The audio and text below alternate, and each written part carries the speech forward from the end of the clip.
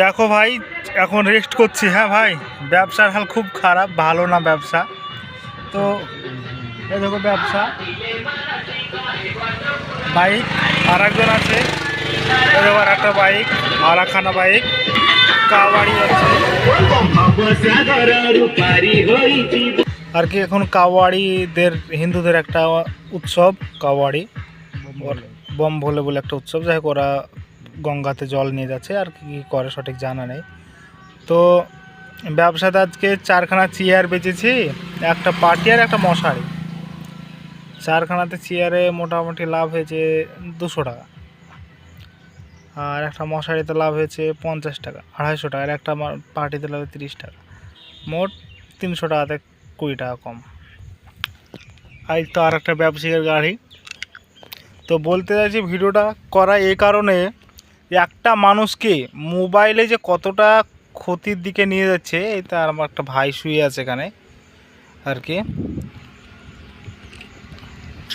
যে সে ভাইটা, আমরা দুজন পাশাপাশি বসে আছি, কিন্তু দুজনের ভিতরে কোনো কথা নেই। আমি আমার মোবাইলে ব্যস্ত, সে ভাইটা তার মোবাইলে ব্যস্ত। তো যাই হোক, মোবাইলকে আমাদেরকে বয়কট করতে হবে, যা একটা বুঝতে পারছি, মোবাইলকে বয়কট করতে হবে। আমরা বললি না এই জিনিস বয়কট করতে হবে, বিভিন্ন রকমের সময়তে ফেসবুক ইউটিউবে আর কি দেখা যায় যে বয়কট বয়কট বলে আর কি স্লোগান তোলে। তো এসব না করে আমাদের মোবাইলটাকে বয়কট করতে হবে। তো ব্যবসার হাল মোটামুটি ভাই, মোবাইল একটা খুব বিষাক্ত জিনিস।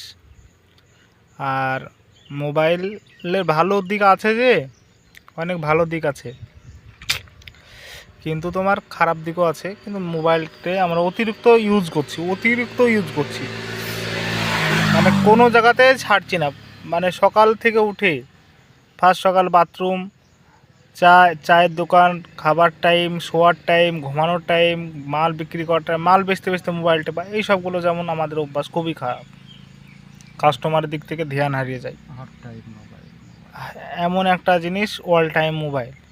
তো আর কি ভিডিওটা করা, এখন আমরা আর মোবাইল ইউজ করছি না এখন 1 ঘন্টা মতো। এই ভাইটার সঙ্গে এখন আমরা যুক্তি বুদ্ধি করবো, কীভাবে ব্যবসা বাণিজ্য করবো, তাই যুক্তি করব, তার জন্য ভিডিওটা বানালাম ভাই। ঠিক আছে ভাই, ভিডিও কোয়ালিটি খুব একটা ভালো হবে না, কিন্তু কথাগুলো বলছি, কেউ শুনুক বা না শুনুক, আপলোড করার দায়িত্ব করব।